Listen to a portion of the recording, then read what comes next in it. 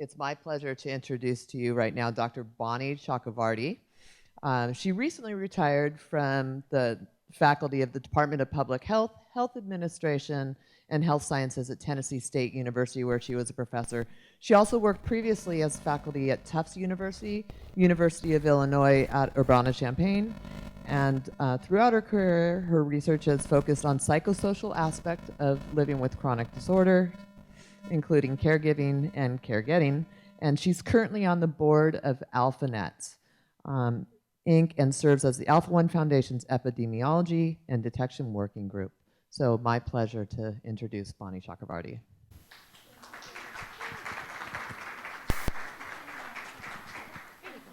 Thank you so much. Okay, as you can see, I'm going to be talking about some psychological aspects of living with chronic disorders. And so I will start out by talking about what is meant by psychological. Typically, people think of the mind, but by this, we mean things that can't be seen, intrapersonal, things going on inside of you. And this might include perceptions, how you see things, how you feel about things, emotions, your attitudes towards things, how you evaluate or value things. Again, things that can't be seen, what you know, and behavior. People don't often think of behavior as being psychological, but it's often the end product of all of these unseen kinds of things. Now, there are some psychological aspects, these perceptions and feelings, etc., that are common to many different physical disorders. And then there are some that are specific. So in our case with Alpha-1, we're talking about a genetic condition, so there will be some perceptions and feelings that say someone with a chronic disease that's communicable, such as HIV, would not have, and vice versa. And then there are certain perceptions and feelings that come up around the different treatments we get. So, and I use the example of organ transplant, because not all chronic diseases have organ transplant as a treatment strategy. So some of these psychological ramifications or psychological impacts are relative to the treatments. Now, why does it matter? Why should we even care about these things? Well, and I'm not going to go into specific research studies, but suffice to say that many studies have shown that being able to deal with some of the more negative psychological aspects are related to decreased mortality, moderate or diminish the disease severity, and also decrease functional limitations. In other words, you can do more. So many studies show that having a good handle on these psychological aspects can lead to better function and quality of life. You hear a lot about quality of life, and especially in the case of chronic disease, because you think, well, how can I make my life a good life? And quality of life is associated with fewer negative psychological aspects.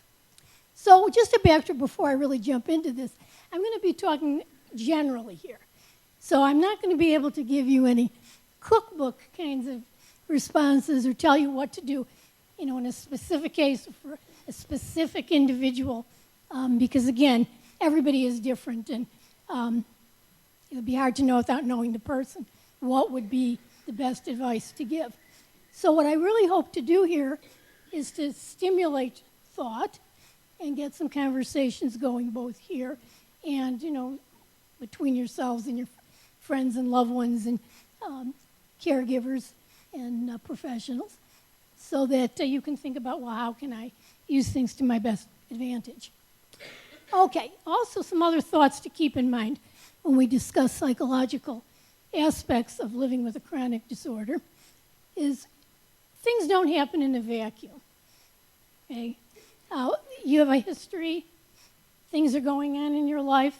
It's not as if the only thing going on in anybody's life is Alpha-1, for example. In my case, just to give an example of a double whammy, I got diagnosed just as I was entering menopause. So you can imagine, as a context boy. And to Doug's credit, He stayed with me through it all. So again, not a vacuum. And personality factors are another issue. Everybody, again, is different and has a different history of how they react to things. So we have to think about it kind of as an overlay. And you're having this reaction, find out you're diagnosed, you have to deal with a chronic disorder. But again, it's happening on top of everything else that's happened to you. People often do rise to the occasion. You've heard people say, I'll rise to the occasion. But more often than not, people fall back and their old habits and their old ways of doing things. Now, sometimes this can be very useful. Sometimes if you have very good ways of dealing with things, well, good. Use your old habits and your old strategies. But even if you do fall back, the more aware you are of this tendency, the better able you will be to choose which strategies you want to use. Because ultimately, what's our goal with anything? To enjoy our lives, to have good quality of life. So having said all that, let's move in here. Moving right along. Now, everybody's probably heard about some of the classic psychological responses it's been applied to chronic disease, but originally these classic kinds of things were developed by Elizabeth Kubler-Ross in relation to death and dying. And she believed that people went through denial, anger, bargaining, depression, and ultimately acceptance. I'll talk about each of these. Some water. You might. Okay, what do we mean by denial? And this little joke, and this could be our Nashville weather over the past couple of months for those of us who live here. Bill's denial at the end of summer was yet. Oh, thanks much. Thank you. Thank you. All right. The idea of denial is just pretending nothing's happening. Everything is fine. Just move along as it is. Now, again, this particular strategy, it can be useful. If you were thinking about chronic disease 24/7, what kind of life would you have? Okay? But if denial is at the point where one is not listening to good advice or not doing the things one needs to do, then this can be destructive. So initially, Kubler-Ross felt that people go through this stage of, well, there's really nothing wrong with me. Maybe they made a mistake with the test. Then there's anger. He said, okay. Oh, man, whose fault is this? Why did this happen? The anger could be anger at oneself. Why did I smoke? Why didn't I quit smoking sooner? Or just anger at everyone. Why wasn't I tested sooner? Or just anger at God. Why me? These kinds of things. And she observed this among individuals, presumably after they stopped denying that there was anything wrong. Then the idea of bargaining, and using God as an example, whether or not one does believe in a deity, the idea of making some kind of, a promise, like, well, if I promise to quit smoking and promise to eat all my vegetables, will you, God, take this alpha one away from me? Or if I do everything I'm supposed to do, can I live long enough to see my granddaughter's wedding, et cetera, et cetera. So this kind of behavior of promise making was also observed. Now, depression. Depression is very interesting because depression occurs across just about every chronic disease state, but research shows that it's particularly common among people with COPD. Now, to some extent, this may be due to physiological experiences, not simply psychological experiences, but it is very common, this feeling of sadness, much of it relating to previous experiences. So that's a reaction that Elizabeth Kubler-Ross observed.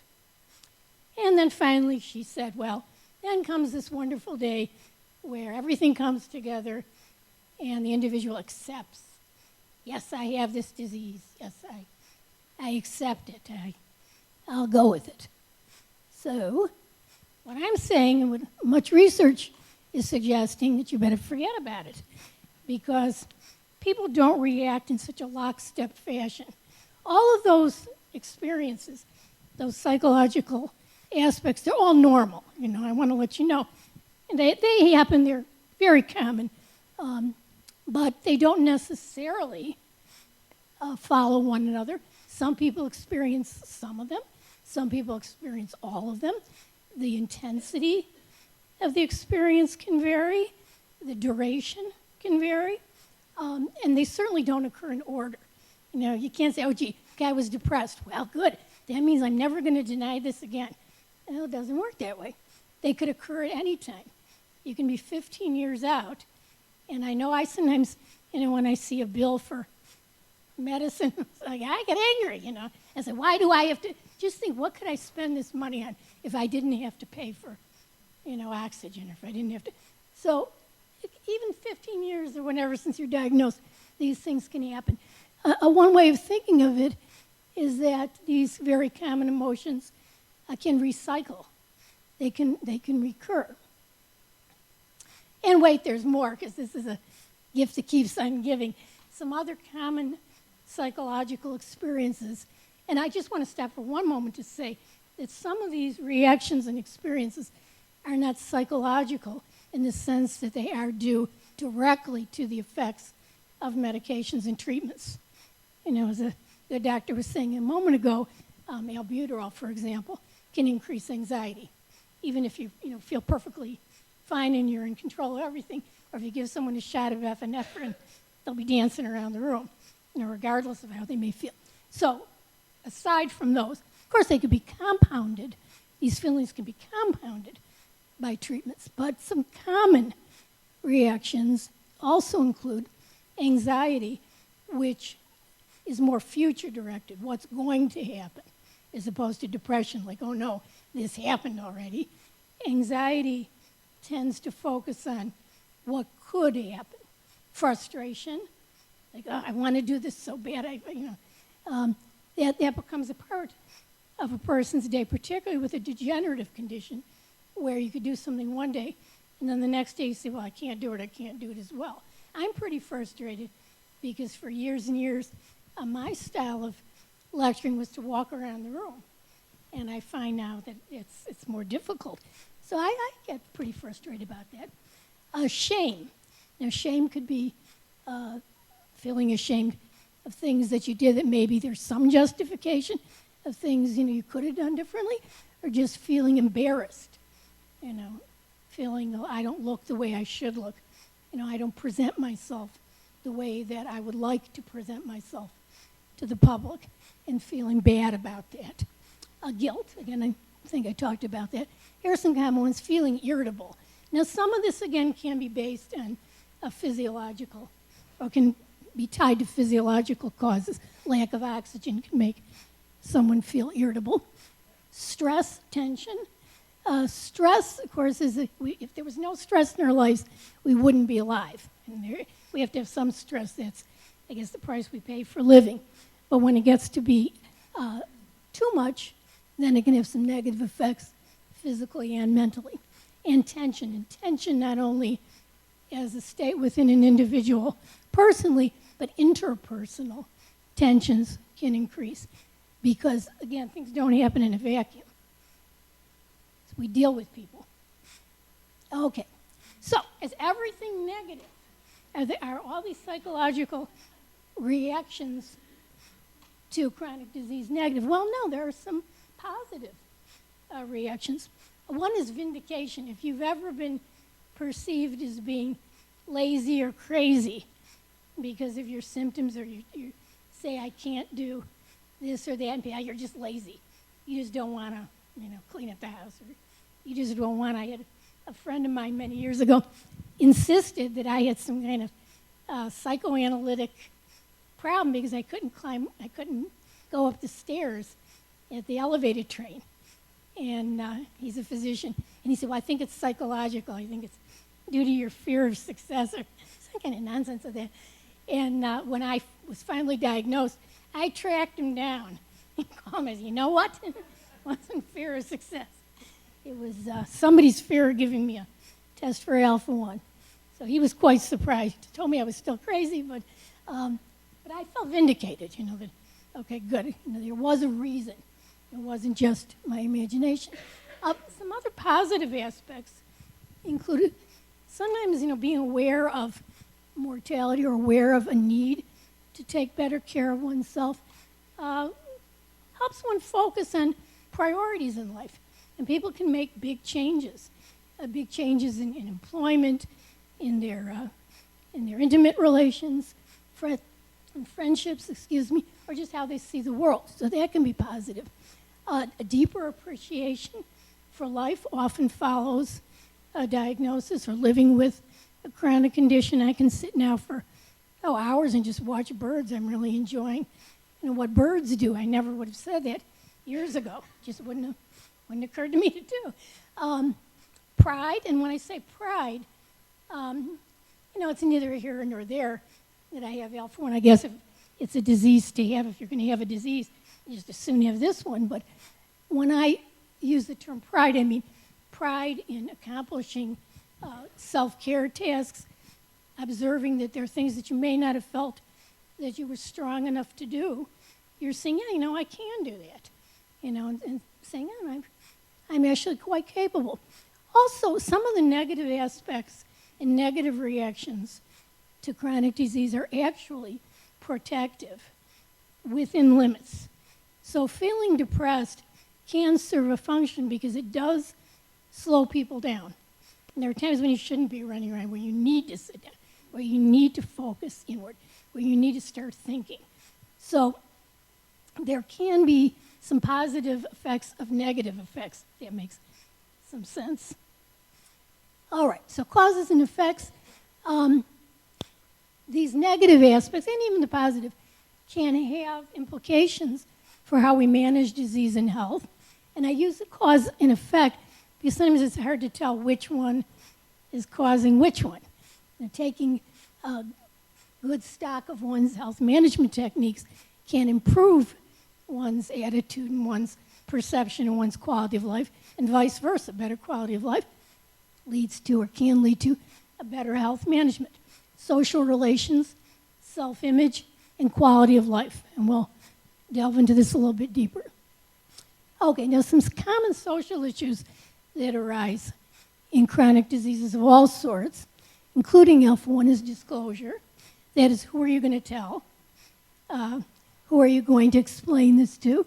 What are the ramifications and what are the costs of not disclosing? Particularly when you're in a stage where your condition is not particularly visible. Okay, there are some legal reasons why an individual might need to disclose in order to get Americans with a Disability Act benefits. You need to disclose to your employer that you have a covered condition. Employment issues. I recently retired. I always thought I was going to work till I was 75 or 80, but it didn't work that way because I had to really seriously think about whether or not I could keep up with the demands of my position, and I had to say, well, I could do what I do if they gave me like 3 months to do something I'm supposed to do in a day, and I realized it wasn't the right thing for me at that time. Family relations, sex and intimacy are often concerns of people with chronic disease.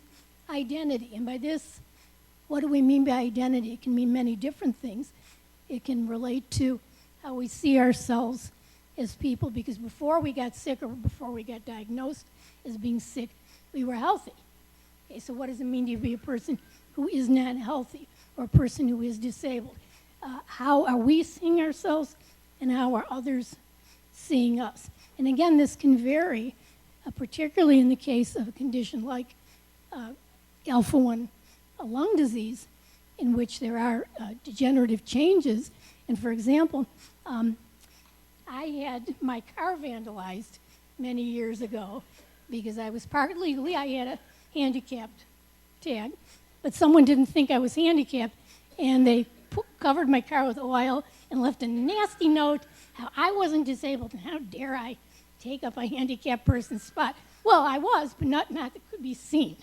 Okay, if the person knew me, they'd know that, yeah, she is. She just, and doesn't look. Nowadays, that isn't really an issue because I'm schlepping the oxygen along. So people don't really ask me, are you disabled? They'll assume I'm disabled, which can have its negative aspects as well.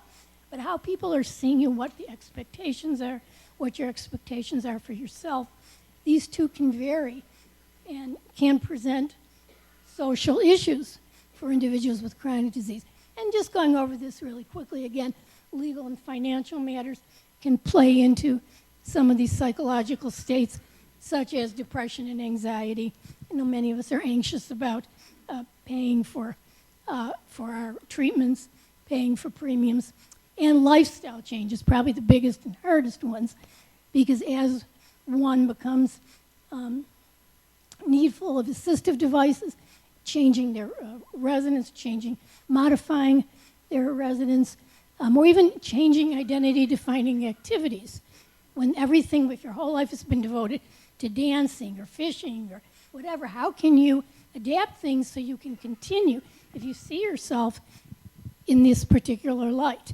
Do you have to forego these activities, change them, modify them? So these are some common kinds of concerns. Okay, so we're going to look at some strategies that can impact psychological experience. Because as I've argued, there are a variety of psychological experiences, some positive, some negative. There is evidence to suggest that decreasing the negative experiences can have benefits. So how can we do this? One is through emotional expression, stress reduction, acquiring adaptive skills and making informed decisions, garnering social support, and creating balance. Emotional expression, there are many ways to do this. And, thanks much. Okay. Now what this means, it doesn't mean you have to corner every person you know and talk about the minutiae of everything that's going on in your life. There are people who do that, and they can create problems. And people who do that, I think, tend to need a little extra help if they feel every conversation, must revolve around how they're feeling or how their child is feeling. But having some kind of outlet to vent, and it could be friend or family. It doesn't even have to be friends. It could be friend. There could be one person. Support groups are a place where individuals can express some of their feelings. And these can be online as well as face-to-face. I belong to quite a few online support groups, even people from all over the world. And there are days when I might just get in and just vent. And so I just want to say my piece, and I feel really good. I said it, it's out there, fine. And it's nice to give other people support too. So these are ways of expressing oneself emotionally. And then there are some that don't involve people at all. And these can include art, drawing, painting, different ways of expressing yourself, telling how you feel about these changes within your life. Adaptive skills. Well, one of the best ways to learn adaptive skills is, especially about health management, is through the Big Fat Reference Guide. How many of you are familiar with the Big Fat Reference Guide? Quite a few, okay. Well, the Big Fat Reference Guide was put together through AlphaNet, and it's got just about everything you might want to know. It's kind of the Bible of how to deal with Alpha-1. And I put up the link to the Big Fat Reference Guide. You do have to register. It's online. If you absolutely have no access to the internet, you can, through your coordinator, get paper copies. Is that correct? They can? It is correct. So far, yes. And you can even get copies of smaller, little skinny reference guides for specific topics. But if you don't want to use this long URL, you can just Google BFRG. If you Google BFRG, it comes up. And this is one good way of learning practical skills, because the more that you can do, think about it, it can affect how you feel about things. You can feel that you have greater accomplishment, better sense of mastery. Your identity issues can be improved in some ways because you can feel, I'm a pretty effective person. So there are many benefits to learning adaptive and practical skills. Support groups, as I mentioned, coming to these Alpha-1 education days and conferences where you can learn more. I mean, I always pick up a few tips here and there, and just talking to people. Pulmonary rehab, if you haven't been, very useful. I was surprised when I first went to pulmonary rehab because I was always very big on exercise. And I thought, well, I don't know, what they could teach me, but I was surprised. They taught me a few new tricks and tips, and I started doing some things, some exercises that I had not done before. So I was pretty pleased about going. So do check with your insurance and talk with your doctors about pulmonary rehab if your doctor hasn't spoken with you about it. Another way to build skills, well, they call it fancy way, bibliotherapy. In other words, reading. And you can learn different ways of coping by looking at how other people cope. And don't just restrict yourself to people with respiratory disease. There's a lot of wisdom to be had by looking at the accounts of people with neurological disorders, HIV. I learned a lot from a woman whose husband had Parkinson's disease. She had some very good suggestions and ideas about coping.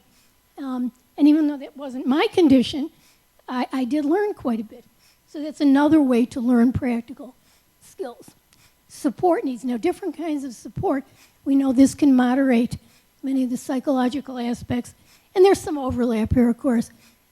We have needs for information, and I talked about the practical skills, learning about resources, social and emotional support people, directly talking about your needs to be with other people or express these inner feelings. And existential often can be translated as religious, but not always, spiritual, if you will. Now, some people, of course, just want to be left alone, and we have to respect that. Because, as I said, nothing happens in a vacuum. If you were not a people person before you got sick, in most cases, you're not going to become suddenly a people person just because you are sick. So, again, there are some other ways that people who do prefer to be left alone can find support. As I said, online is a great way because you can come and go. You can turn it off when you don't want to talk to people, say your piece and go. You don't have to have real heavy interactions. Same with reading. But it's up to you to decide just how much is necessary. And just to go back on that for just a moment, some of the support you can receive if you have an AlphaNet or REACH coordinator, many of these kinds of needs can be met or at least partly met. Information and resources, they are good resources for these things. Okay, keeping a positive balance is key because it's not the case that, well, I don't know if anybody's life is totally perfect, but when we have chronic diseases, there's going to be bad days. That's one of the hallmarks of chronic disease, good days and bad days. And one of our tasks, I think, should be that the balance favors the good days, more good days than bad days. So you want to look at the big picture in this case. And some tips to keeping that balance. Every day, having something to do. You might not have to like doing it, but having a routine. And the routine could be as simple as every day I will get up, I will fill the pet's water bowl, I will empty the dishwasher, and I will put the dishes in. But having a specific routine to count on to add some structure to life, because structure can be very comforting. Taking up certain hobbies and not just doing them in a haphazard way, but knowing, okay, every day I am going to stay, whatever your hobby might be. You could collect, shells. You could like to learn languages. You could like TV shows and follow them. But devote a certain amount of time each day to this particular activity. Having something to love, and it doesn't have to be a human being. I mean, it's nice, but it could be an animal. It could be a state. People do get very involved with wanting to make the state of Tennessee better. Something that they truly love, the wildlife of Tennessee, for example. And, pardon me? What? Fundraising. Well, that's true. All of these things you can find expression for within the Alpha 1 community. That's absolutely true. And having something to look forward to. Now, having something to look forward to could be something long range, of course, but it could even be something I'm really looking forward to. Tomorrow I'm having a Mad Men marathon. I'm going to sit on the couch. I saved my Mad Men episodes, and I'm going to watch them. And I have not deviated from it. I haven't done any sneak peeks, it's going to be my day. I'm going to have a glass of champagne. I'm going to watch my shows. But whatever it is for you, everyone will have something different. So it doesn't have to even be, something of a media, related thing. But even having a food that you're looking forward to once a week, you're going to have, a taco or whatever it might be. So combining these can add a more pleasure and more positive balance in life. Some other things, music, songs you like, comics, smells that you like. Really, I know we're told not to wear perfume with these things, but certain perfumes set me off, but certain ones I really love. And so I have them, and I do like to smell them, or textures. TV shows, if you have, actually there's research that shows that people who have favorite TV shows do tend to experience less anxiety when they're in new situations, when they can watch those shows. So when they travel around, they can see them. And now, of course, that we could record them, we know they're waiting for us when we get back. Or books or events, looking forward to reading something. Again, the internet, if you have access to the internet, this has been a great boon for people with all kinds of chronic diseases and conditions, because you could talk to people from all around the world, and you don't know who they are, which could be bad, but it could be good. So you have to choose how you're going to limit your interaction. But on the other hand, you can make friends with people, of different ages, different countries, different levels of disability, and share those things that are interesting and important to you. One thing I look forward to doing, I belong to one group. It turns out the moderator of this group is a caregiver, not for a person with alpha-1, but for a different condition. So she's at home a lot. She's a lot of time. So she set up a group where she posts different actresses wearing red carpet looks, and everybody weighs in on how they like the look. Like, do you think Taylor Swift looks good? Do you think, Naomi Watts looks good? And everybody gives their opinion for the day, and, we talk among us. Some of us find we have other interests in common. But it's just something to do, and something, and you could feel like you're weighing in. And I look forward to seeing what she came up with for the day. All right, who do we get now? Okay, make your life easier. This is not the time to test yourself. So you really should ask yourself, what brings you pleasure and what makes you happy? You sometimes have to ask yourself these questions. What makes you feel like you?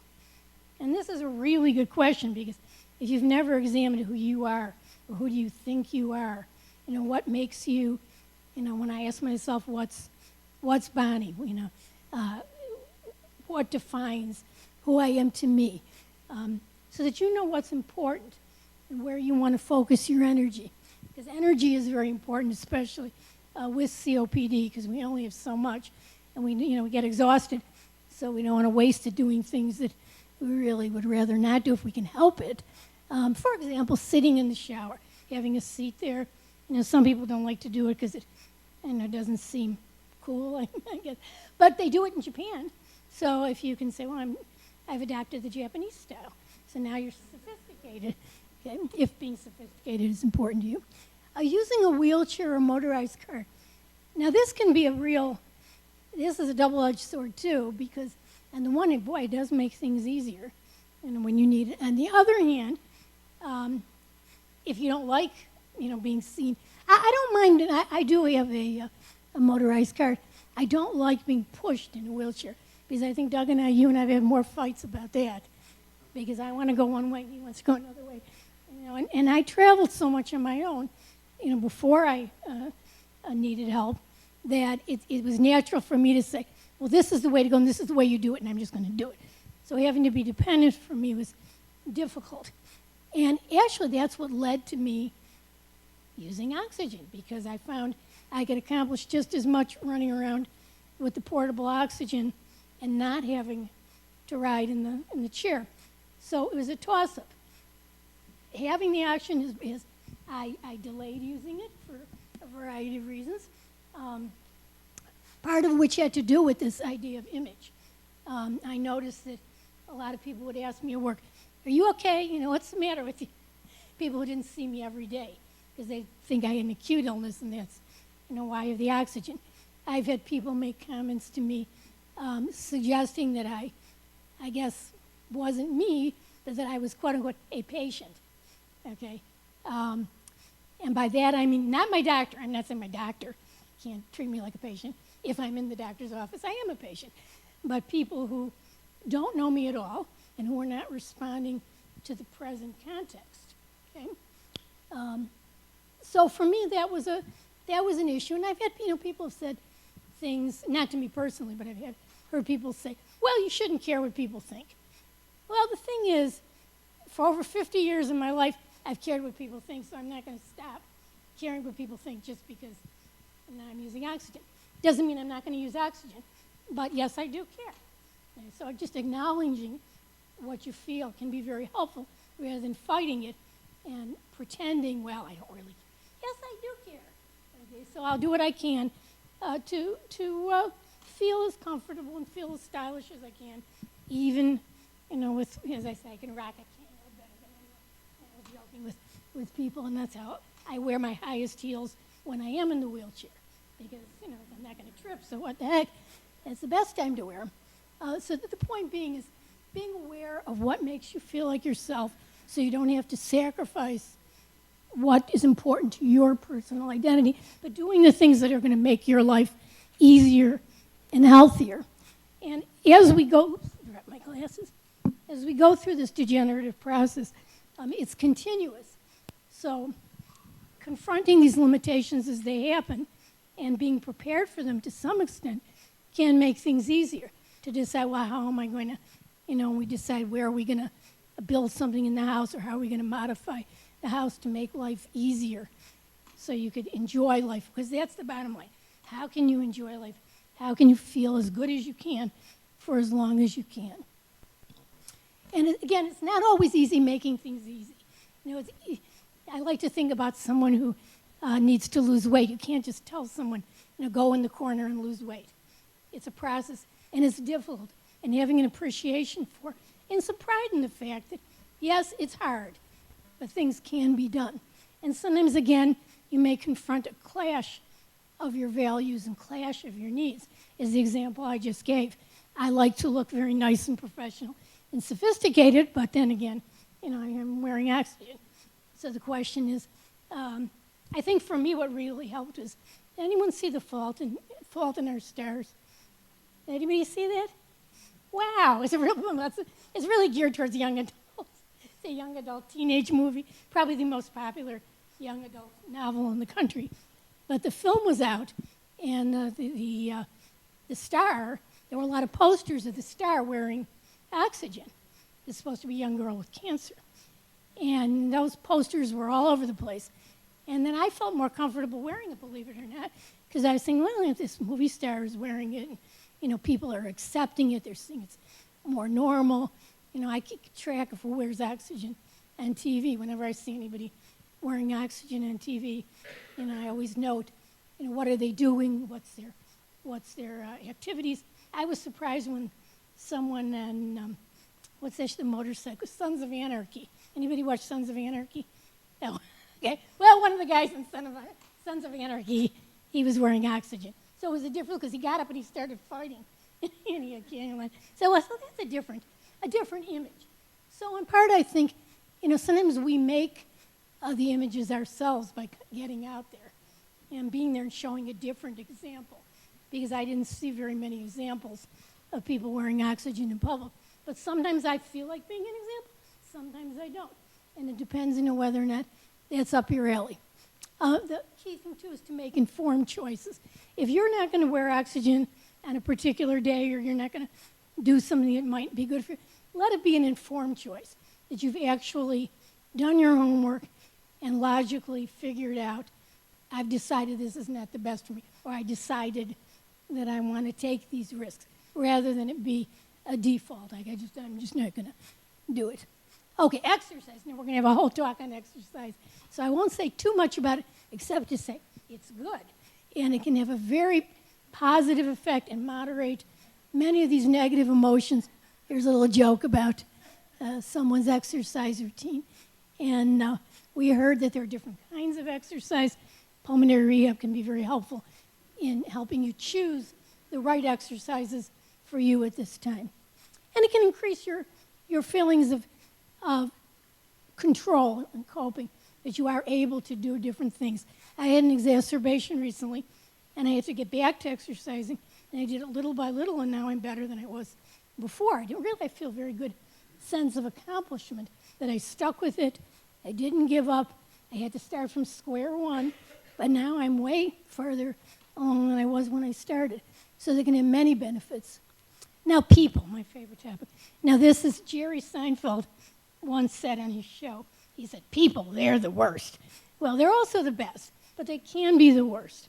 And, people can, and depending again on your history and your personality and how you interact with folks, people can be your best help or your worst hindrance.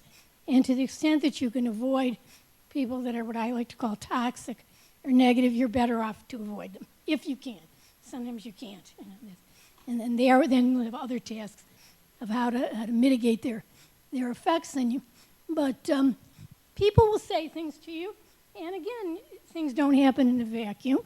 And if they were things that bothered you before, you had chronic disease, they'll probably bother you just the same. I'm still working on it. I still have some issues with people, especially people making comments to me that I feel, are about my person. Having lived my whole life being smaller than average, I'm used to, although I don't appreciate people making comments about my size. It's just a fact of life to me. But, I know people say things. I have a whole bunch of things to say back. It's taken years. I got lots of stuff. But when people, make comments about, oh, you have marks on your face, or, different comments of that sort, I don't appreciate it. And I do get a little ruffled, but that's me. And I'm aware of it, and I'm going to work on it.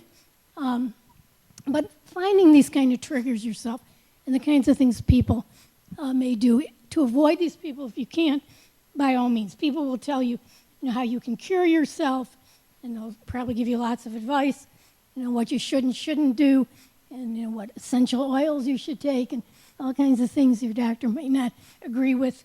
And sometimes that can be burdensome. So choosing the right people to hang out with and which people to avoid can help you in this way. Humor, very important. Bring a little humor into your life every day. DVDs, books, comics, laugh at yourself. This is one of my very favorites. This one actually dates back to long before I was diagnosed, because I had another issue. And the guy said, let me get this straight. I'm a cripple for life? Not exactly. You're handicapped. What I mean to say is you're disabled. No, sorry, you're physically challenged. I've become a minority with a label nobody can agree on. And then she says, parking privileged has a positive ring to it. So I used to joke. I used to say, I'm parking privileged. Okay. So, and then I want to leave you with this, because this is another hallmark of chronic disease, and that is planning. The days of spontaneous activities, unfortunately, are fewer for people with chronic conditions.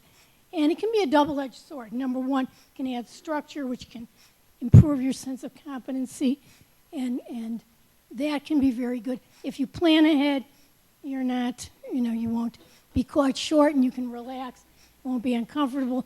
I made the mistake at a previous education day where I didn't ask for a chair because I thought I would be fine, and as it turned out, I was getting sick and I was not fine. So I did not plan, so this time I did. So reactions to planning it, some people don't like it. They like to be totally spontaneous, but it can make your life a lot easier to get things planned. And so to sum it up, you can expect to experience many different responses over time, all of which the ones that I listed, they're all normal. They're all within the range of normal responses. A key to look at, though, would be the intensity and the duration of the response. If these emotions and psychological experiences are getting in the way of you doing what you want or need to do, or they're creating problems with your family or your employment, then you may need to move to a different level in terms of seeking professional help. But if it's not really impinging on your day-to-day activities, they're normal. They're within a normal range. And again, that's an individual call. Minimize negative psychological responses can have important health benefits. So there are important reasons for you to address these negative psychological states.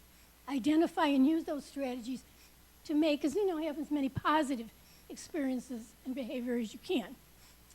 Be social in your own way. And that could be online, that could be with one friend, it could be, whatever suits you.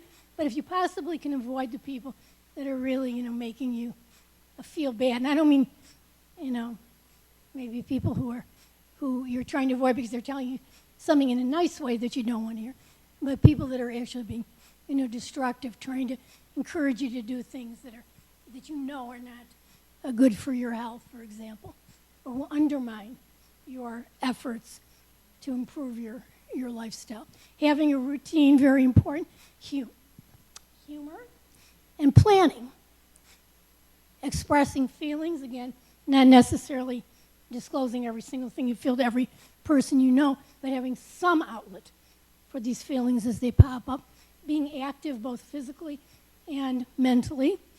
Having something to look forward to. It could be as mundane as a TV show every week. Keep learning adaptive and management strategies because there's always new ones. Different medications, different exercises, just different ways to make your life better. And again, I suggest looking at the BFRG, Big Fat Reference Guide. Use your social support as needed. If you have a coordinator, AlphaNet, or REACH, an excellent source of support among other sources. And finally, I want to thank you. And if anyone has any questions or comments, I know some people probably